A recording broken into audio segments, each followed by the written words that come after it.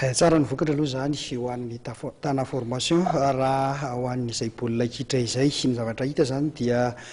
tsy de azo andrefesana loatra ny fombiazantsika amin'ity baolina kitra ity tsony zany ety amin'ny ranomasimbe indiana raha ho an'ny club izay satria raha tamin'ny taondaza dia ny knapsa no nahazo ity amboara ity zao dia ny Tana Formation indray zany hoe isika malagasy hatrany zany aloha no tompony izay amboara izay raha ty amin'ny faritry ny ranomasimbe indiana. Taorian'iny lalao iny dia samy naneo ny fahitany avy ny mpanazatra ny ekipa rotota mahakasika iny lalao iny.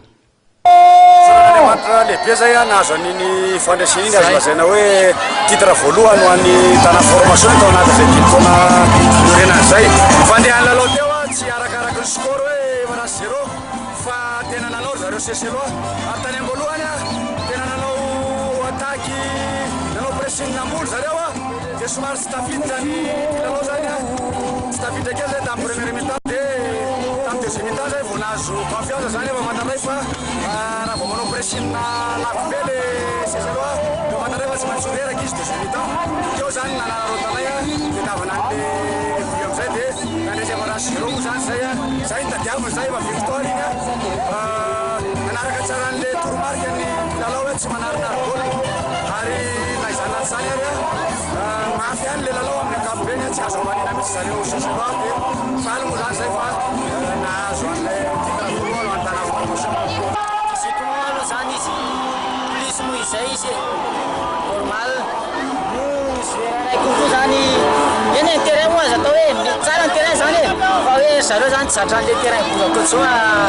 syntétique mahazatra any zareo eo nazana tsamo zany izy nanatombony izay any dia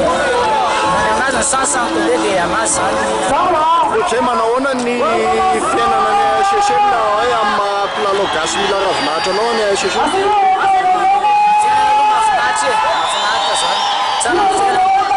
Izy aloha fahitako le masika aloha zay nanao baolina tsara tsy loatra ny tany Seychelles zay première ami-tany nanao baolina tsara zay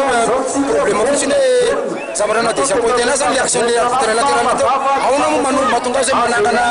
olo zay nefa développement le izy iny zany ohatra hoe nanimba ny sainy joueur kony première ami-tany zany nanao baolina tsara. Naizana zany mety tsy natsapa ihany nareo mety raha hoe misy lesika teo amin'ny tanjaka taminareo raha mihoatra izy aloha fa zako aloha manao analyse ny stratégie ny Tana Formation izy zany bloc système outvoly izy outvoly izy milalao et première ami-temps izy ohatra tsy navita zay dia nanova zay izy nanao latéral la gauche dommage koa moa niany ny joueur étranger natoro zany blessé dia zay angamba natonga ny équipe misy défaillance kely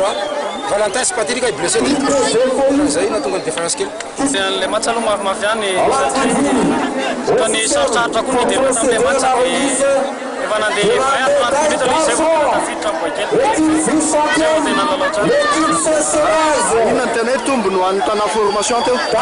Tombony Tana Formation sarana le kianty zareo tsy dia zatra mbalao mibozaka sy le angezan'ny terrain dia zay ngamba ny tombony le Tana Formation le terrain.